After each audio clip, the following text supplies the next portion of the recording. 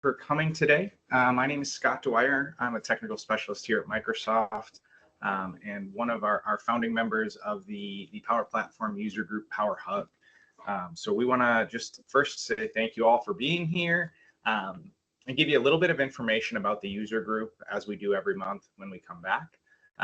We are a community of healthcare and life sciences Power Platform admins, makers, users.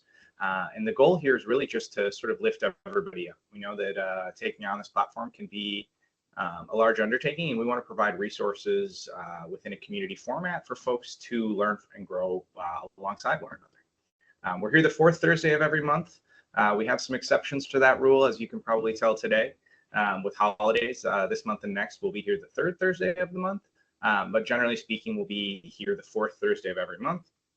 If any of those topics look like something you might be interested in sharing, telling a story about a use case, a particular challenge you overcame, please reach out to us. We'd love to have you as a presenter. We're actually in a good situation right now with our bookings, so you'd have plenty of time to prep if you were interested in being a presenter. You can also find our community at aka.ms/powerhug if you're interested in a forum or a way to message any other community members. And we post these sessions on YouTube at Power Platform Hug after the fact. I was just looking this week and we're getting a decent amount of traction on those videos. So you can actually find the presenters from today on an initial session about their governance journey with the Power Platform. One of our more well-attended sessions, and was a really high quality session if you find today useful. That QR code will take you to the community as well. I'll hand off to my colleague Randall to talk about a few upcoming events before we hand it off to the Boston Scientific team. All right, I almost forgot to get off mute. All right, so we got a couple exciting sessions coming up in Power Hug. So December, again, excuse me, the third Thursday of December because of the holidays. We're actually going to have Seth Dunn from Banner Health present on their Power Platform growth, as well as managing intelligent automations projects at Banner Health. They're going to discuss, or he's going to discuss, the COE setup, governance, and training. And then they'll actually go into his project management tool called Insight that they use, that they built in Power Apps after some frustration with some of the other tools that they have out there. And then in January, so January 23rd, we're reverting back to the normal schedule, the fourth Thursday of the month. And actually, it's 2025. So I had to point that out to myself. That's going to be weird writing that down.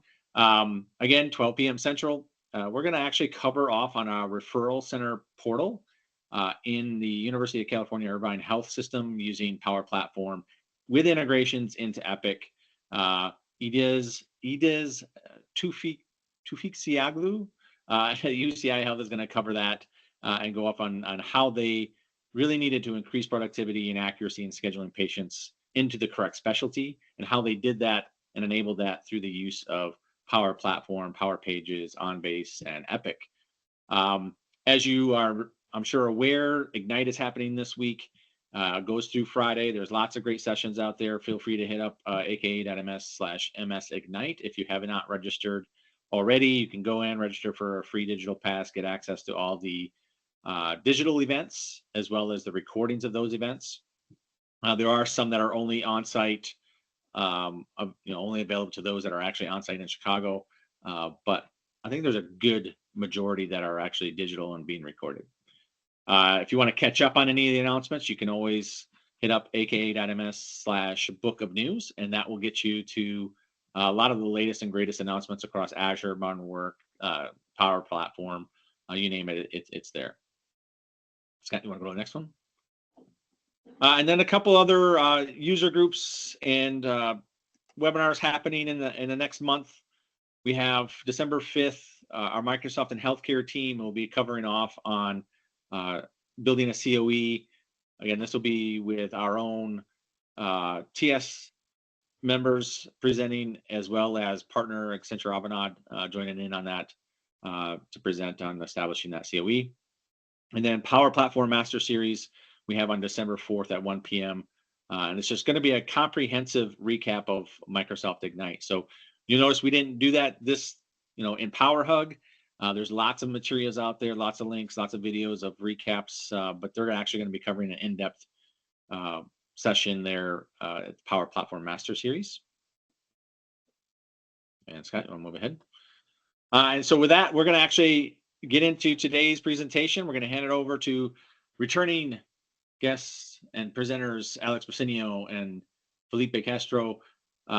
Excited to hear the continuation of their journey, how they can, how they've taken Citizen Develop to a higher orbit there at Boston Scientific, and maybe provide some tips and tricks for you all to take your adoption of Power Platform to the next level. So if you're all strapped in and helmets on, we'll take it to that next level and hand it over to Alex and Felipe.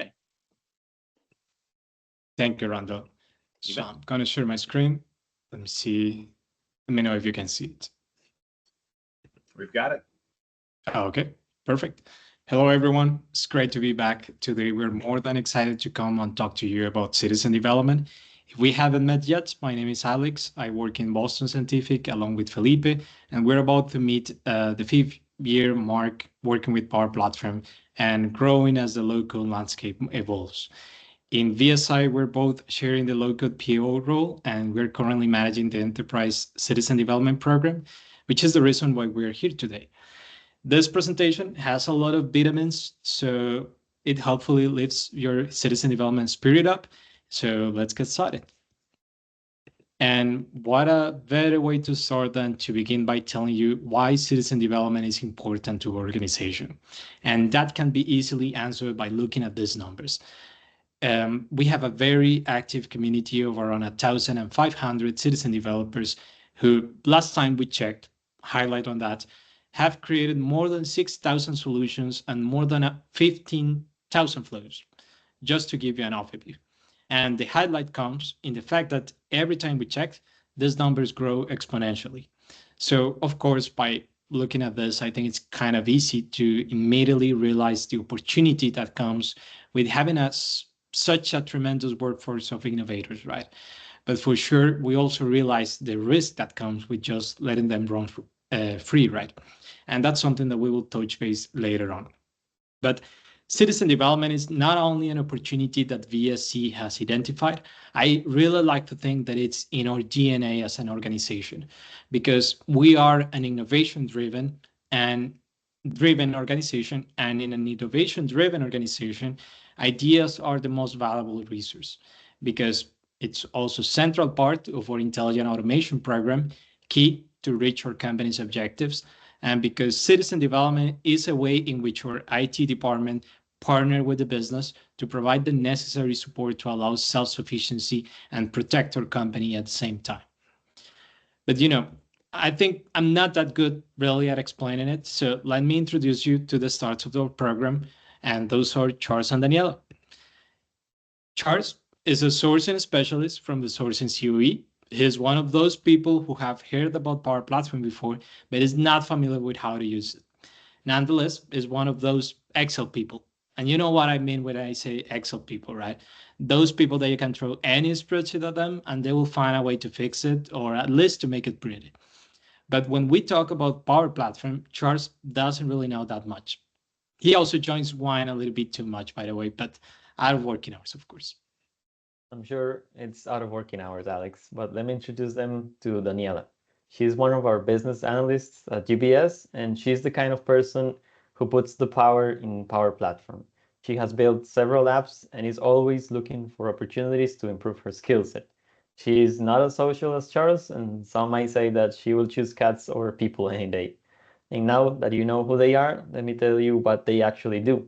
Because Charles and Daniela are part of a great community that is driving innovation and improvement at our company. For example, Daniela, just this year, has already built and implemented an app that detects text on documents and extracts specific information from those.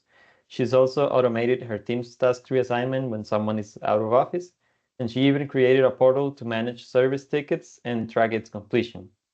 So as you can see, Daniela's contribution in a very short time frame are very important. But Charles, even when he might not know that much about Power Platform, has also been able to contribute a lot.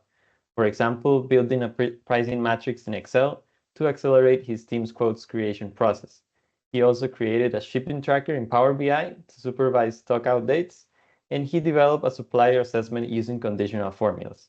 So Charles and Daniela's contributions can be categorized in several ways. asset management or service request tools, document processing, and even event management. But regardless of the category, their contributions produce hundreds of thousands of dollars per year in time and cost savings. So people like Charles, Daniela, and most likely like you as well, are invaluable individuals that we like to call citizen developers. Citizen developers are innovative people that transforms their ideas into solutions with the use of low-code platforms. Just like the Ratatouille movie that I hope you have ever seen, a citizen developer can come from anywhere.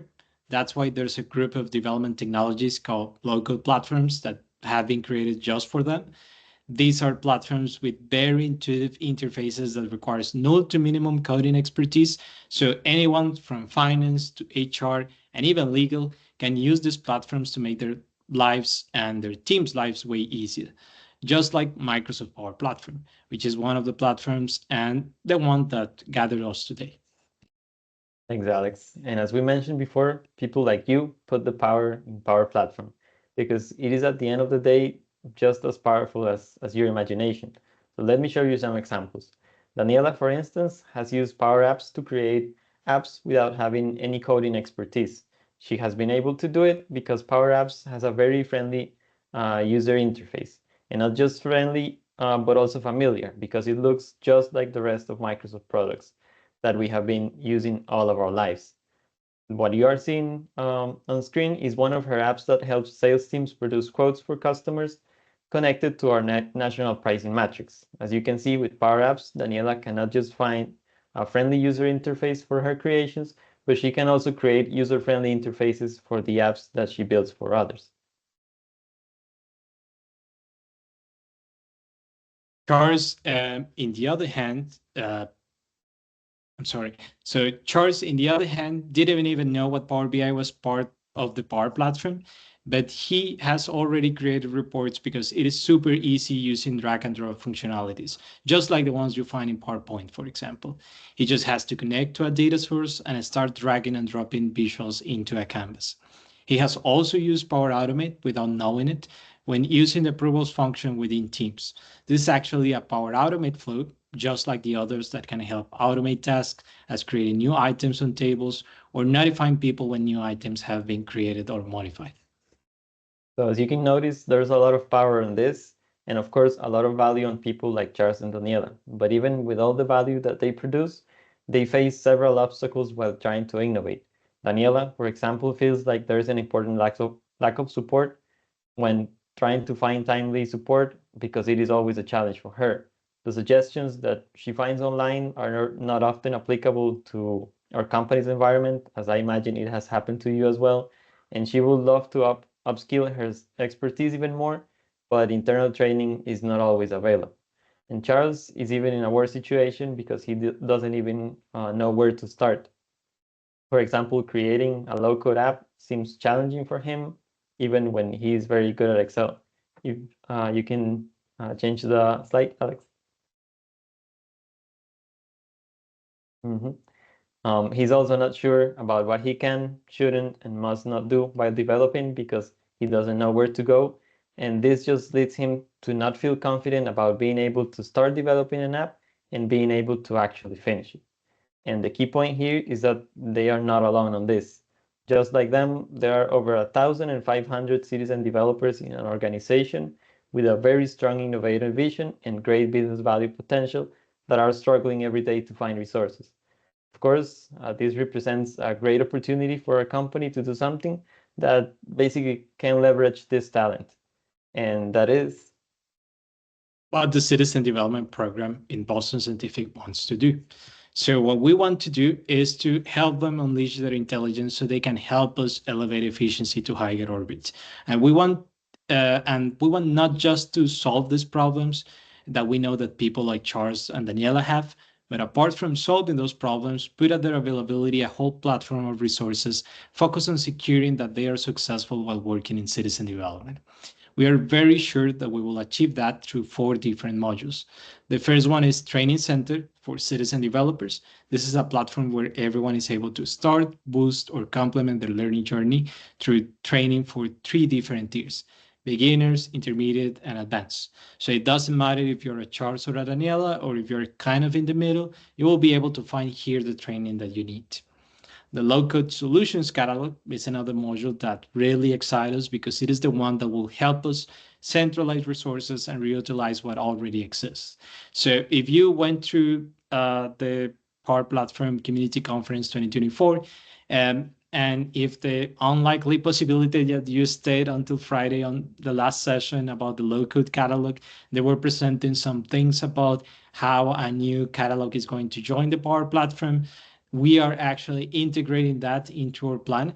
So it's not just going to be the low-code catalog that you can find in Power Platform per se, but also a low-code catalog that covers other technologies and that leverages those capabilities that are common with that catalog that is going to be included into Power Platform. So we just take advantage of it, and we can still have a catalog that covers more than just Power Platform. And the idea of this is that when someone, for example, in Ireland creates a beautiful app that tracks AHS hazards, and someone in the US needs to do exactly the same, the colleague in the US will be able to use what that citizen developer in Ireland did and reutilize it without starting from scratch, saving time and unnecessary effort, of course. That's right. Next, the Development Hub is their place to go when working in citizen development.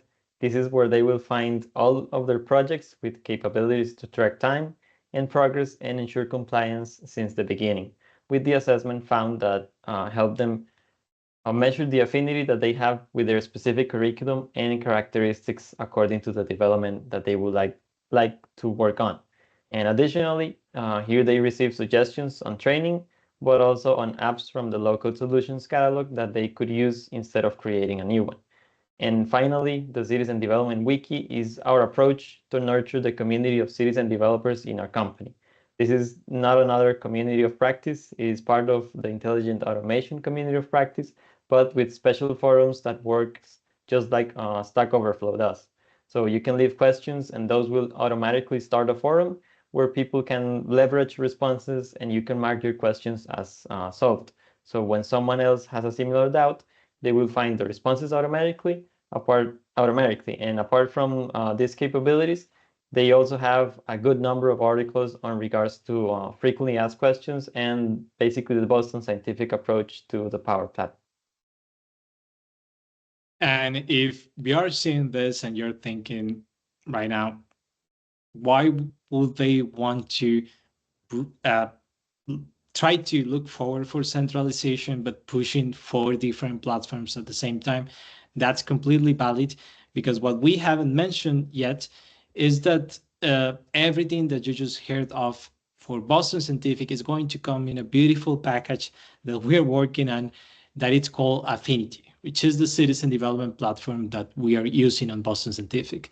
This is a single platform that will contain the training and development center, the low-code solutions catalog, and the citizen development wiki. It's just one platform, one single bookmark in the citizen developers' favorites bar, and everything that they need in just one single place.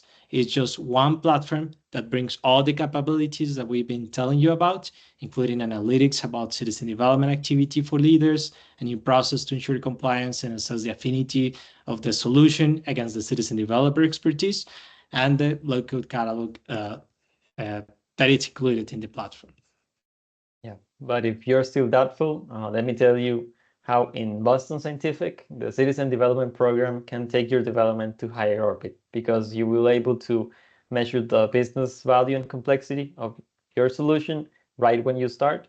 You will be able to document your development requirements and other relevant information for future handovers. You can track your development project with phases, tasks, and even to-dos, just like you do on Project and Planner, and share your development projects with other citizen developers so they get access to all of your development documentation and also that planning. You can track your contributions to provide visibility about your departmental contributions and also the time savings.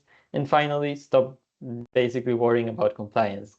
Just right when you start, Affinity will let you know about everything that you need to be aware before moving on with your development. Thanks, Felipe. And if all of this still have you insured, let me tell you how in Boston Scientific, the Citizen Development Program can skyrocket your career. We offer free on-demand training among other modalities for any level. As we mentioned before, there will be 3 different medals that you can get within the program. The Tier 1 medal will certify you as beginner, Tier 2 as intermediate, and Tier 3 as advanced. Training is, of course, progressive, so you will start in Tier 1, learning how to create tables in Excel, SharePoint, and Dataverse, and then you will learn how to create relationships between those tables, and finally, how to integrate them even into AI Builder, for example. So we're looking forward to helping innovators develop those capabilities that we know they need to be successful while working on citizen development. Everything that you just heard is what we have been working on for the last year and what our citizen development program is about. And you may be asking, how did we get there, right? Each of these modules that we mentioned is a direct result of our project workstreams. We began by focusing on making sure that the Power Platform was correctly enabled in our organization. And among many other things, we were able to do that by setting up an environment and support strategy. So to give you a quick overview, our support strategy has 2 different focus groups. The user group, which is to support users of production solutions, and citizen developer support to support citizen developers developing solutions. So by understanding that the support that each of these groups require is different, we defined an escalation path, a prioritization model, and roles and responsibilities for the stakeholders involved in this support scheme. This support strategy, along with our environment strategy, shape the new processes that our citizen developers can enjoy because they are faster, more efficient, and basically less of a burden for them. Yeah, because if you're a new citizen developer and you had the intention of creating a new app, you'll have to reach out to our support resource to get an environment. The support resource was usually burdened with requests, so it could take a couple of days or even a week to get a response. And it was even worse if you needed to get some sort of assistance during the development, because development assistance was not considered in the inexistent support model. And that's what we call, and anyone will call, an instant innovation killer. And the worst part of it is that in a lot of cases, you will have to go to the end with deadlines approaching and ready to publish just to find out that you actually need a license for what you are doing, or that there's some sort of compliance requirement that will take some extra time to meet. So with our new model, compliance is right up front before starting to develop. So citizen developers can know what they need to know. Environments are pre-configured and assigned automatically, so they don't need to spend time on that. And support is given following a criticality and business value criteria. So all of this, along deploying an app, it's about 60% faster overall than our previous process. And every time we talk about this, citizen developers get really happy, because at the end of the day, citizen development is about being fast, agile, capable of making your ideas a reality, and getting the most value out of the least time and effort, right? But we know that having more efficient processes was not the ultimate solution. They also need to have learning and development perspectives, because citizen development is not a chore. It's actually a career. And if you, like me, has been up to 3 a.m. watching a 40-minute long video from a folk explaining how to do something, you know that it's really a career and you need some dedication for that. And the dedication that I'm talking about is knowing that is knowing how it works. We wanted to create something that can really help them succeed. Also considering that we are talking about adults education, we change our approach so it works differently that we probably went through watching those videos in YouTube. So our learning program uses the Flip methodology. This is a learning model where they watch what we call foundational learning at their own pace, and they come into live interactive sessions to apply what they learn in that foundational learning. Foundational learning are modules, in the majority of the cases, videos that we created internally in BSC for them, teaching them how to work with Power Platform. The idea, and I'm sure that what will come to your mind is, why are you creating videos where you can just lead them to YouTube or to some other platform that has Power Platform resources? But the idea was not to teach them just how to use Power Platform, but to teach them how to work with Power Platform in the VSC context, right? So again, not to replicate what you can easily find in YouTube by the many great creators that are out there, but uh, to create something that it's tailor-made to our organization and that talks about BSE use cases and that guides them to not only know about low-code development, but to know how to use low-code development to benefit our organization. That means that the use cases and content that they see in those modules come from that experience that Felipe and I had, recognizing the potential areas in our company that could benefit from citizen development. So I think Felipe and myself have really benefited from have went through the development career, because when we were on that stage, we saw a lot of what our organization needs, and that helped us a lot while working on the citizen development program to know which areas could benefit from that citizen development activities. Yep. So that's where the training center comes in picture. This is the first module of Affinity that we built. They can see the learning paths that we have created for them. Content is structured in 3 tiers, as we have been mentioned before, and each tier contains different courses. Each course contains principal modules. This is content that we created in BSC. The supporting modules, that is the content, or the content that is, let's say, the best in class from YouTube creators, and practice modules that are practical business cases where they apply what they have learned through the principal and supporting modules as well. And if you're maybe curious about what all of these principal modules that we created, I got one of the principal modules here. I can give you a sneak peek. But as Felipe was mentioning, we created the first part of Affinity for them to test, to go through the training, see how it works for them. People has different learning styles, so testing was definitely needed. But the platform that we built allows them to have everything that they need right on their hands, right? So it's not just giving them the contents, but also giving them the tool that they need to be successful. In this platform, they can see the learning path that we're recommending them, so they can follow the modules in the specific order that we designed them. They can pick a learning course and start watching it. And while they are watching them, videos, and most of the platform looks like this, they have the resources that they need available there. So if in the video that they are watching, someone is referencing an Excel sheet or any kind of SharePoint list, they are also able to access that directly within the platform.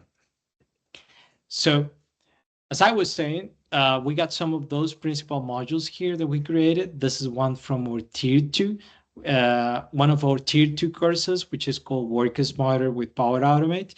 And it teaches how to use all the different types of approval flows in the context of BSE use cases. First part of the video always contains some theory, and then they move right away to hands-on creation. What you see on the right-hand side is an example of the practice, one of the practice module that, as you can see, it's about document approval flows. So all the practice modules are directly related to the content seen in the principal modules, and work like some sort of challenges to test what they have learned. So as I was saying, first part of the modules are about the theory around what we're explaining. Then as we're moving forward, we will be giving some technical explanations on how to achieve what we are trying to teach them in the videos, right? So I said at the beginning that Charles and Daniela are really the protagonists of this session, and that's because they are the ones actually explaining those topics. So I know what will come to your mind right away is, how are you going to sustain this training when things change in the future, right? If things change in the platform pretty quickly, how we are going to update this training. So what we wanted to do is to do something that is not dependent on Felipe or myself. So the trainers, let's say, or the tutors that you can find in this training are Charles and Daniela. Those are AI generated voices. They sound really real, so you won't guess they are AI at all, I had to say. And yeah, those they are the ones explaining the training. So if we need to make any modification, any sort of change to the videos, we can just put it on the app that we use to generate these videos, and it immediately changes the content. So it's pretty easy to update. And again, the idea is that it is content tailor-made for BSc, tailor-made for the use cases that we found here, so they don't get confused by watching YouTube videos that may explain some things that are not applicable to the configurations that we have in our tenant. So yeah, that's what we developed. You can see practice module right in the right hand side, giving them some instructions, some sort of guidance on how to come to complete these exercises. And the video in the left is giving them the theory and some example of practical application of what they are seeing. So as for now, we have developed over 20 courses that contains 50 modules that together are more than 400 minutes of playback time, plus the practice modules, practice support that we provide them while they're going through this training, and the training platform that you just saw in the screen, which is that first module of Affinity. So we are really investing a lot of time and effort into making sure that the citizen developers have all their knowledge, the knowledge and nurturing that they need to come up with those business cases that will produce significant VAPs, which are value improvement savings in our organization. And if this ain't important enough, let me talk about their feedback, because a small group of them already went through this training. And this is actually some September metrics, I think. But modules were viewed more than 2,000 times. And their feedback in our 5 categories that includes overall satisfaction, relevance of the content, and feeling about applicability are all averaging a grade 90%. And of course, that explains that they are very happy with the training. Of course, there is still some challenges that we need to address because, as I said before, people have different learning styles, but it is part of our continuous improvement perspectives, what we know we have to apply into this. Some of their feedback, for example, was related to the need for more introductory content. They not only wanted to know those technical capabilities that Power Platform can offer them, but also what's the role that Power Platform plays in the low-code landscape. So we are working on merging part of this training and including some of these explanations into those introductory courses. So they not only know how to work with Power Platform, but how to work and develop in the local landscape per se. That was great. So very quickly, because we want to leave some space for the questions, the low-code solutions catalog is something that we are currently working on, and some of the parts of this program that we know is going to keep it alive for a very long time, because we are partnering with business functions around our organization to integrate what they already have into this catalog. So just to give you some perspective, around 180 from our data and analytics functions, plus 200 from the amazing colleagues in LATAM. And Alex and I have the goal to identify an extra 100 from the Power Platform COE tools. So this is a lot of solutions which are verified, are trustworthy for people, just to kick off their development and reutilize them as they need. Thank you, Felipe. And yeah, I mean, it's great contributions from organization, and it shows just how popular the low-code catalog has get. And I was talking the other day with one of our colleagues, and she was telling me, like, why is it called low-code catalog if it's not just including low-code solutions? And I was telling to her it's called low-code catalog because it easily gives the perspective that it's low effort. You don't have to do much. You just need to download the solution, replicate it. You get the schema of the app if you're downloading a Power App. If that app includes data, there's no risk at all because what you get is the schema of the tables, so you can replicate it and modify it as you need. But this low-code catalog, I think the idea is so good that it's not just about Power Platform. People are integrating things that comes from platforms like eWork, Tableau, Alteryx, and not just Power Platform. So it's great because it just shows how good the idea is, how it can centralize contents, and it's a capability that our organization has been looking forward for a very long time.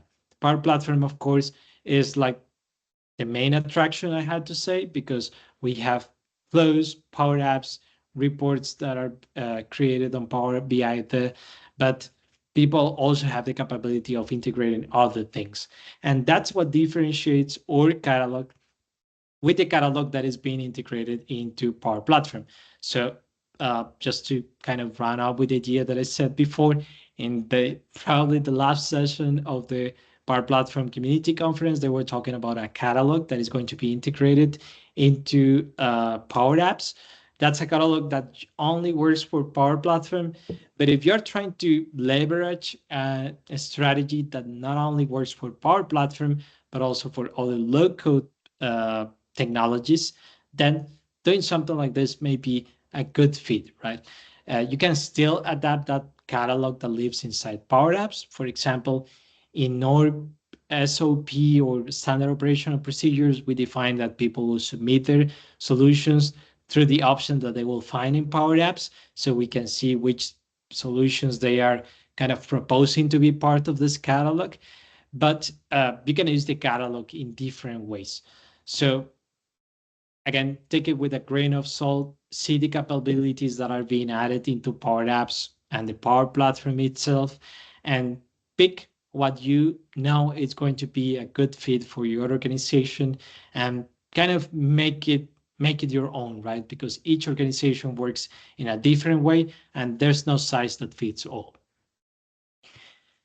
So this training center, development hub, low-code catalog, all of this is what comes in the package that we've been mentioning, right? Which is called Affinity. You already seen some screenshots of it. That it's basically what will allow us to put the low-code catalog to allow them to search efficiently again and get to similar solutions, so they don't have to start from scratch.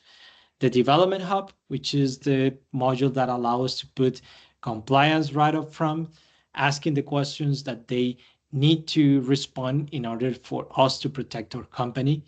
The training center, which is the one that will provide them with the nurturing that they need to move ahead. So this is a little bit of how our training center looks. So they enroll into learning programs, and while following those learning programs, we are asking them to watch the modules that we created in order, because these are referencing one and another. So the way that the app is designed is a way that allows us to control that they don't watch the modules in the wrong order, let's say. They can also watch the learning plan that they are enrolled in within the platform, so they can see the technical capabilities that we're expecting them to develop and the non-technical capabilities, like developing, for example, the ability to identify the business value in a solution, just to give an example. After they complete each module, they will unlock, let's say, a content library that will allow them to go to that content library and say, and see the modules that they already completed. So again, part of that capability of asking them to watch the modules in order so they grow their knowledge in the way that we know it's necessary to do. This platform, again, it's to nurture citizen development community. And what we want to do moving ahead, this is kind of the view that they get while watching the training. So they get the video that they are playing, what's playing next if they already completed that video. They can see the learning resources. So within the videos, they might find some references to SharePoint lists, to Excel files. So obviously, so they don't have to go back and watch that content again, or figure out how they can create those Excels or SharePoint. We're leaving them the learning resources right on the platform. So the idea, again, is to get the most value out of the time without them having to spend much time on it, right? So part of this training, as I explained before, is foundational learning. Those are these videos that they will watch within the platform, and then they will go into live interactive sessions that have human structures, let's say, that basically let them know how they can use that content that they just learned through Affinity, and how they can apply it into practical business cases that we have identified a necessity in Boston Scientific. Citizen Development Wiki is one of, I had to say, of greatest ideas, because we have so many community of practices in Boston Scientific. And the bad part about it, even when you can consider the collaboration between people, is that knowledge just gets everywhere, right? If people answer a question, you cannot know in which channel they answer. So you see a lot of repeated questions, people trying to find a response for the things, and they just cannot locate in which of all the different community of practices related to automation or citizen development that response is. So Citizen Wiki works pretty much like a Stack Overflow does. You post your question, that question may get answered by somebody, and that answer, you can qualify that as the appropriate answer to the question that you made. If that's the case, then that creates a knowledge database, let's say, for people. So people, when they have a similar question, instead of making another post, they can just use the search bar to write some references of what they want to find, and they will find the response to their question by a previous post that was made and was already responded. So again, this ends the vicious cycle of creating Teams channel and getting information lost in long message chains, but actually having a one source of truth for citizen development queries. And I know this is just a sneak peek, but hopefully in the future, Randall and Scott, we can come back and give you a full demo of Affinity. We'll be more than happy to do it. But before we close, because I want to leave some space for questions, we want to share with you some humble recommendations based on experience that we have collected. Yep, that's right. And the first one will be to build your vision and believe in yourself. Most of the time, you're not going to be 100% sure of how you can achieve X, Y, and Z. But if you have a vision and if you know where you would like, to go and what objectives you want to achieve, you're going to have at least 90% of what's really necessary to succeed. And once you have that vision, talk to your leaders and your partners with conviction. Because if you don't start to show that you really believe in your vision, then it's very difficult that they will believe in that vision as well if you don't. So make sure that you convey the message in a way that they know that you really believe in that, and that this vision will get to a place that will be beneficial for all. Thank you. Yeah, and the next one is write a short, simple, but powerful speech. That Charles and Daniela speech that you heard at the beginning of this call is the same that we gave to our CIO or leaders in IT, directors, and even VPs in our organization. And everyone we meet that needs to know about citizen dev, it has helped to kick out those conversations, but most important, to help them understand the opportunity and the risk of doing nothing, right? And this connects perfectly to what Felipe was saying before. You really need to talk with conviction, trust in your vision. If you already know which are the characteristics of your organization and to which point it can get, then talk feeling secure of yourself, show them that you're secure in your vision, because just like Felipe said, if you're not showing security while you talk or confidence while you talk, then it's very unlikely that they are going to receive your message as you want to deliver it, right? That's right. And if you want to get your leadership's attention, our third piece of advice will be dream big, but keep the budget small. You can achieve a lot without premium licenses. You don't need a full department to manage the Power Platform. And don't forget that citizen development is all about efficiency and getting the most value out of everything. That's a way that you will engage them as well, because it won't necessarily mean that they will have to spend a lot of money in a big dream, but it will be still a big dream without a lot of money, and leveraging citizen developers will be, I know that will be a great idea for them to hear if they haven't already. Thank you, Felipe. Yeah, and that's pretty much don't let perfect run good enough, right? If you already got a good foundation that you can leverage to start working on this, then take advantage of what you already got.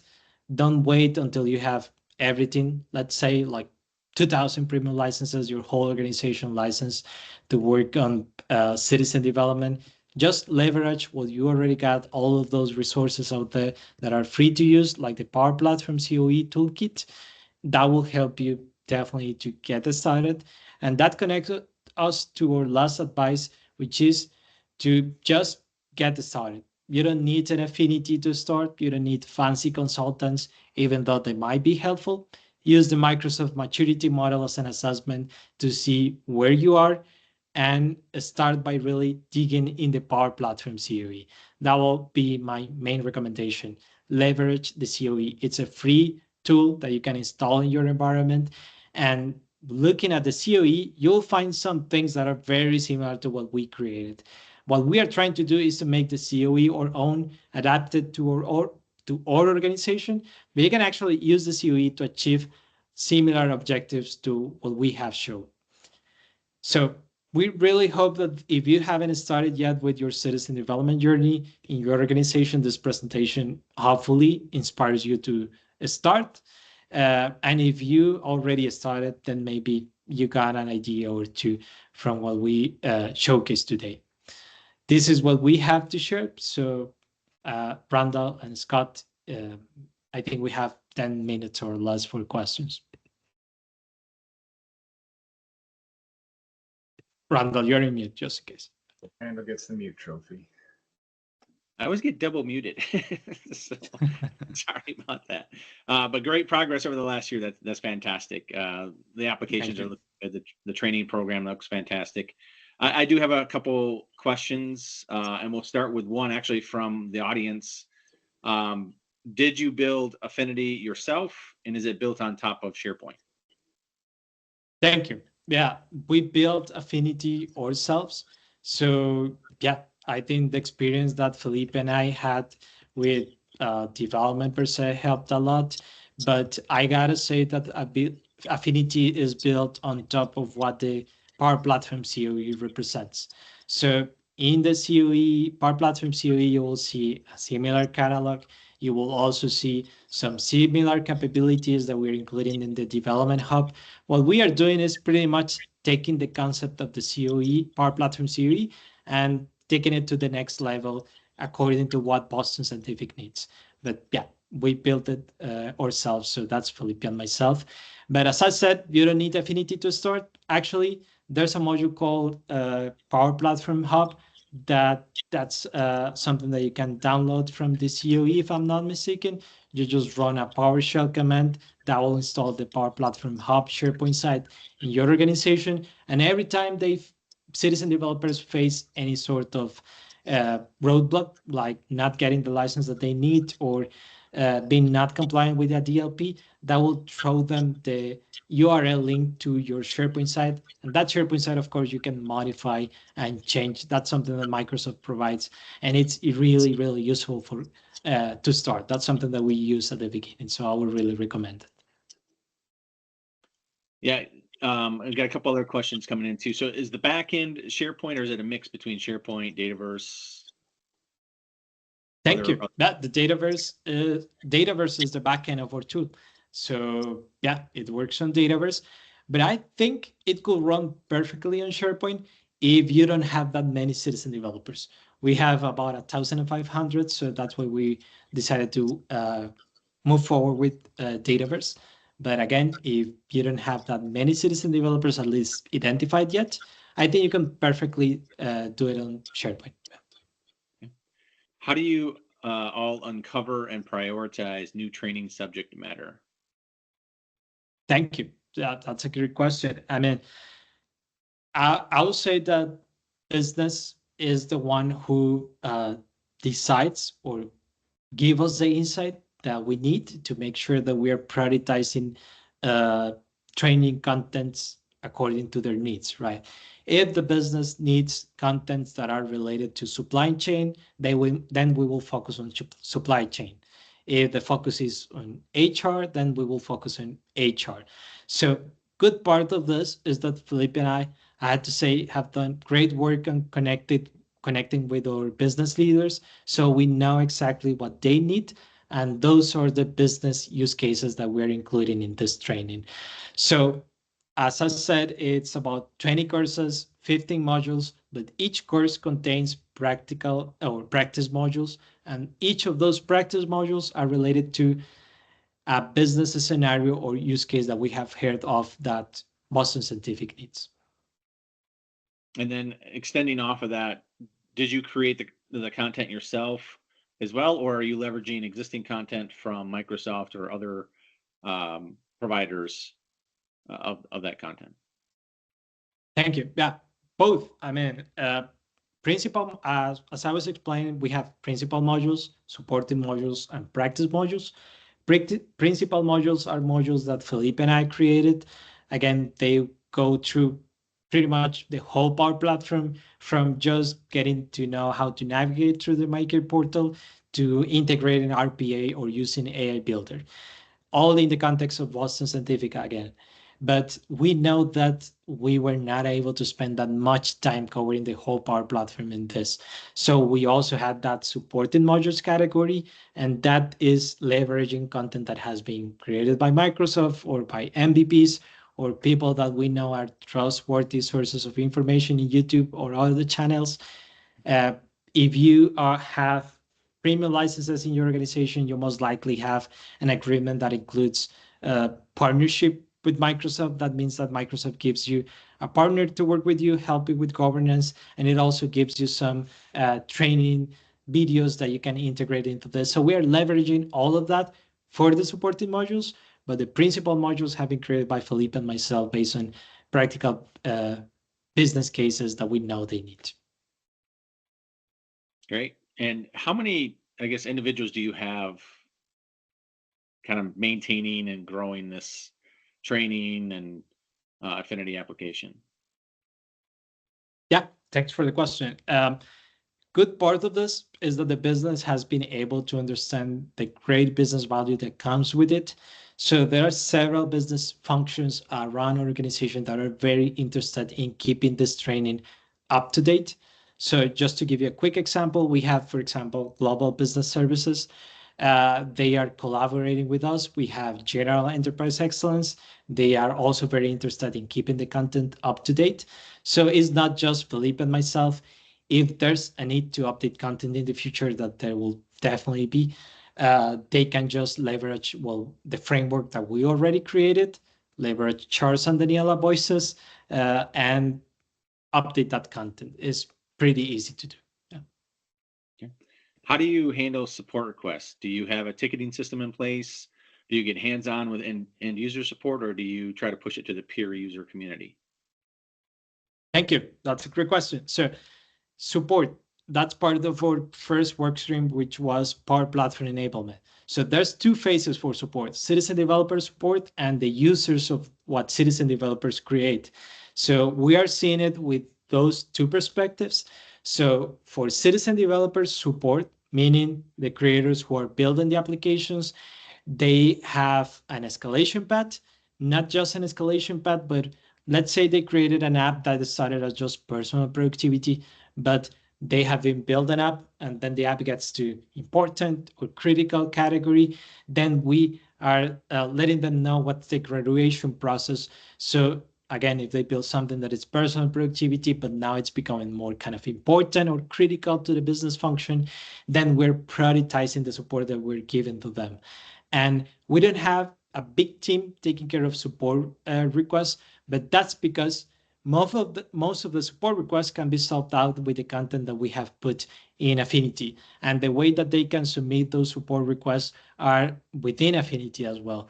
So previously we thought about leveraging ServiceNow for that, but we just realized that Affinity is right on the same path of their workflow, right? They need to go to Affinity to register their application, get the compliance requirement, get everything that they know. So why not put in the support request right on there?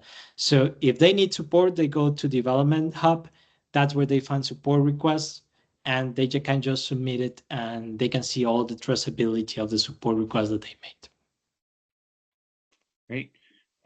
Question on the tiers. Do you tie the learning tiers to specific environments and DLP policies as well? Saying, hey, if you're only tier 1, you get access to environments with, these DLP policies. If you're tier 2, then we start opening it up a little bit, or is it solely based on application requirements?